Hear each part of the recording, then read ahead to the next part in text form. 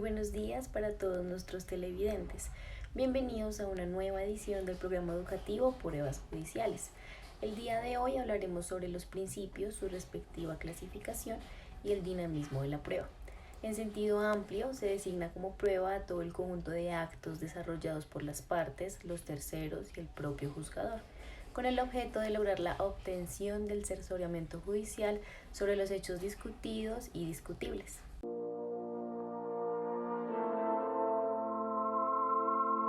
En primer lugar, tenemos el principio de la autorresponsabilidad.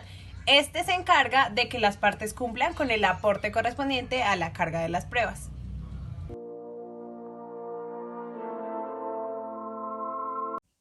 De acuerdo, Daniela. Además, es importante mencionar que la carga de la prueba la encontramos tipificada en el artículo 167 del Código General del Proceso.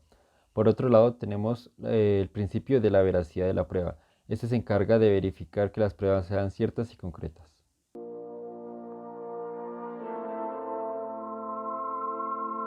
Por supuesto, Carlos, de esta manera podemos evidenciar el principio de la libre apreciación de la prueba, donde el juez se debe convencer de las pruebas y de los hechos a partir de las reglas de la experiencia y de su conocimiento. Es decir, que el juez analiza las pruebas según las reglas de la experiencia, excepto cuando se exige alguna formalidad. Sí, Valentina, es allí donde el juez realiza un análisis de cada uno de los medios probatorios presentados, con el fin de llegar a una certeza y poder tomar la correspondiente decisión. Por otro lado, evidenciamos el principio de la unidad de la prueba. Este principio se encuentra regulado en el artículo 176 del Código General del Proceso. Básicamente, el juez realiza un análisis en conjunto de cada una de las pruebas presentadas y les asigna un valor probatorio. Asimismo, encontramos el principio de la igualdad de la prueba. En este principio, las partes tienen las mismas oportunidades de la defensa de sus derechos e intereses durante el proceso. De igual manera, se establece el principio de publicidad de la prueba. Este principio menciona que la prueba debe ser conocida por cualquier persona, ya que proyectada en el proceso tiene un carácter social. Igualmente hace posible el juzgamiento de la persona de forma adecuada y segura.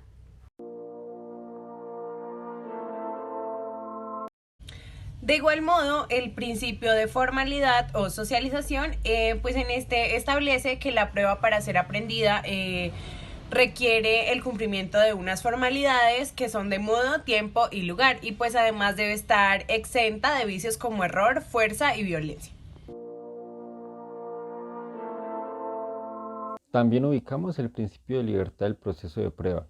Este es aquel en donde los hechos y circunstancias de interés para la solución correcta del caso se debe probar por cualquiera de los medios establecidos en el Código General del Proceso o por cualquier otro medio técnico o científico que no viole los derechos humanos. Adicionalmente, en el principio de la separación de investigador y juzgador, el juez practicará las pruebas dentro de los supuestos de hecho que han plasmado las partes. También podrán decretarlas de oficio dentro de sus límites. Por ejemplo, en Colombia, el fiscal que investiga en un momento determinado se convierte en un juez y valora la prueba para dictar medidas de aseguramiento. No hay mucha objetividad en el hecho de que a un mismo funcionario se le den las funciones de buscar, capturar y evaluar. Se debe realizar separadamente la tarea de instrucción y de juzgamiento. Por otra parte, el principio de la licitud de la prueba hace énfasis en que la prueba ilícita es la que se obtiene violando los derechos fundamentales de las personas, ya sea para lograr la fuente de la prueba o el medio probatorio. Por otro lado, la prueba ilegal es aquella que viola una norma legal. De igual manera, evidenciamos como ejemplo la teoría del árbol envenenado, siendo el fruto del efecto de la prueba ilícita al restarle mérito a la prueba ilegalmente obtenida. Esta afecta a aquellas otras pruebas que fueron legalmente aportadas, llegándose a concluir que esas pruebas lícitas no pueden ser tampoco admitidas. Además, el principio de la inmediación supone la percepción de la prueba, pues esta se da por parte del juez y su participación personal y directa en la producción del medio probatorio.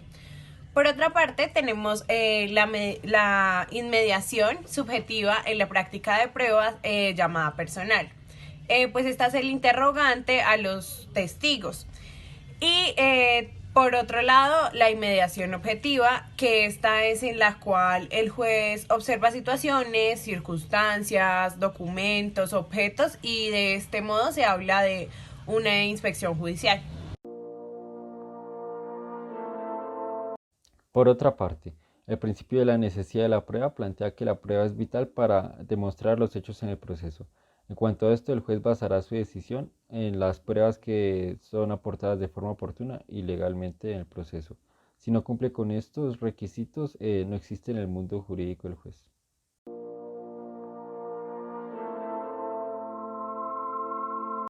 También el principio de la comunidad de la prueba o de adquisición expresa que no se puede pretender que las pruebas se aprecien en lo favorable de la parte que la peticionó o de la que la aportó. En aplicación a este principio no se podrá desistir de la prueba ya practicada.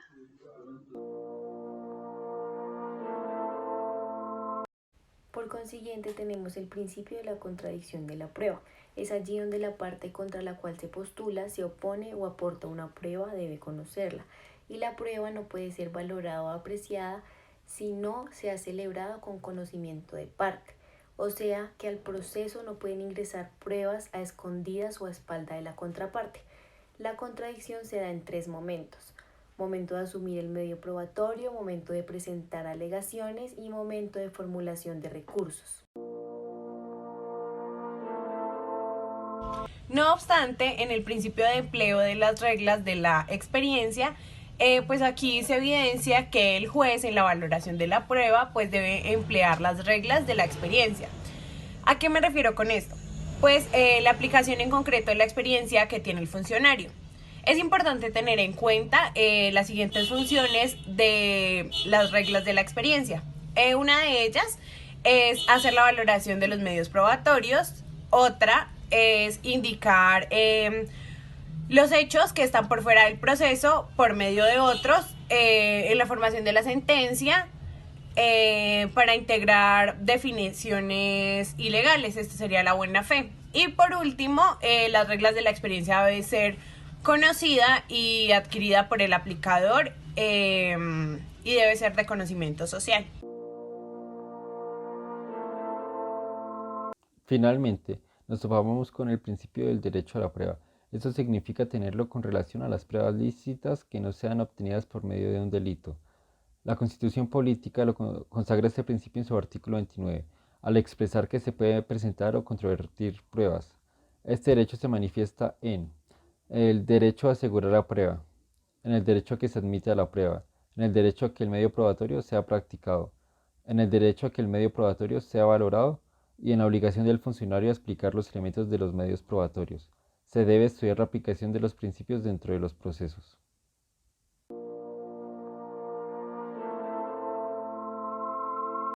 Recíprocamente encontramos la clasificación general de la prueba. Inicialmente encontramos diferentes tipos de prueba, entre estos tenemos la prueba directa e indirecta. La prueba directa es la que tiene relación directa entre el hecho y la prueba. Por ejemplo, un interrogatorio de partes, una confesión o una inspección judicial. Por el contrario, la prueba indirecta es un indicio, es decir, que no le arroja al juez la verdad procesal de lo que se quiere probar. Por otro lado, están las pruebas plenas o controvertidas y la prueba sumaria. Bueno, la prueba plena es aquella que ha sido controvertida. Para esto debe ser aportada y presentada en audiencia para que la otra parte pues se pronuncie. Y adicionalmente está la prueba sumaria, pues esta es aquella que no ha sido controvertida, es decir, no se ha discutido sobre su validez. De igual manera, tenemos la prueba trasladada y la extraprocesal.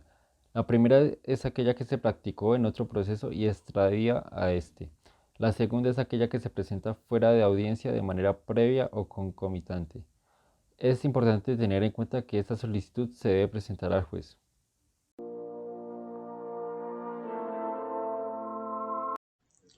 Por consiguiente, se evidencia la prueba ilegal y la prueba ilícita, teniendo en cuenta que la ilegal es aquella que se obtiene con falta de un requisito legal o violación de la ley. Esta se diferencia de la prueba ilícita debido a que la prueba ilícita se vulnera un derecho fundamental.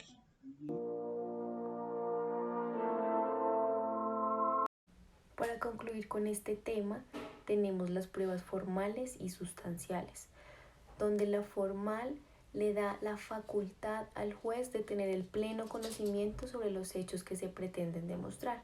Y finalmente, la prueba informal le da el conocimiento al juez del hecho y además de ello le otorga el requisito del derecho sustancial.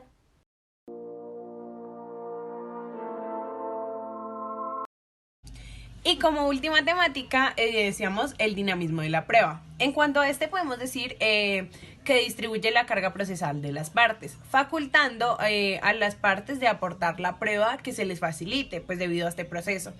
Ya que se demuestra que siempre una de las partes tiene de cierta manera una mejor posición en el tema probatorio. En la teoría clásica evidenciamos que la carga probatoria la tenía la persona que presentaba la demanda. Frente a esto se evidenciaba que esta persona pues tenía una carga probatoria adicional, ya que pues si no presentaba la prueba no se le concedía el derecho. Además de esto pues había una inequidad al momento de aportar la prueba.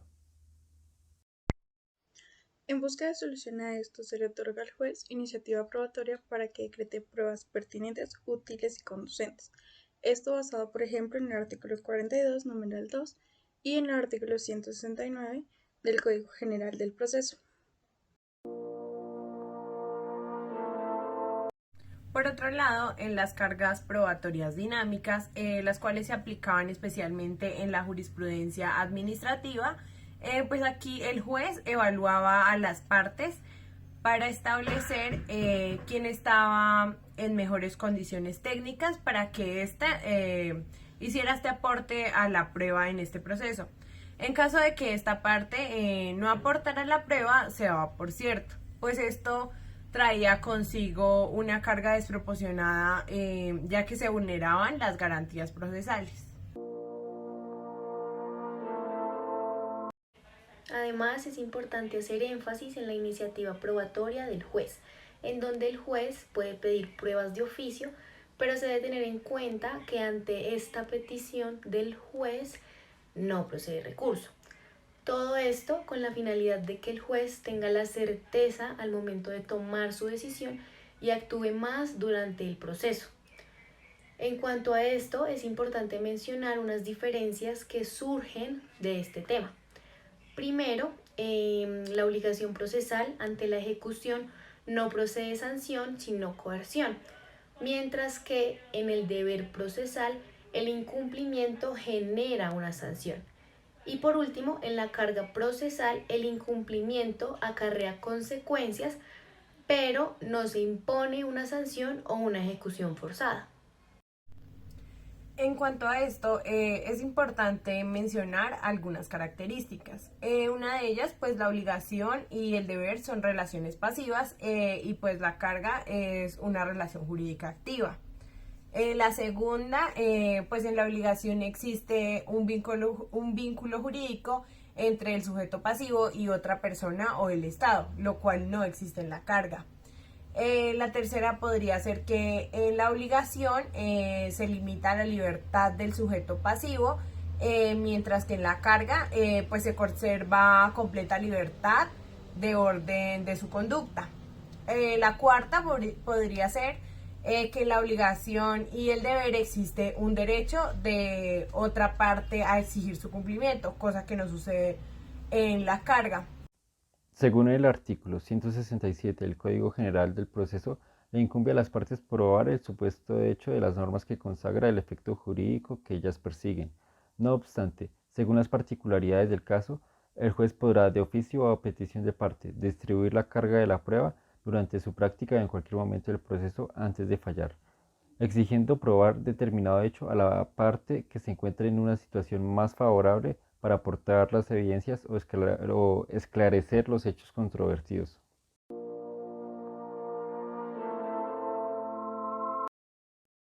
Para finalizar, es importante resaltar que la contemplación de estos principios es lo que fundamenta al debido proceso, principal garantía constitucional y eje para el verdadero establecimiento del derecho. Claro que sí, y a modo de cierre, podemos decir también que la prueba constituye el núcleo vital de todo proceso, por lo que debe ser desarrollado con extrema minuciosidad y es lo que fundamenta a la defensa de todo derecho. Muchas gracias.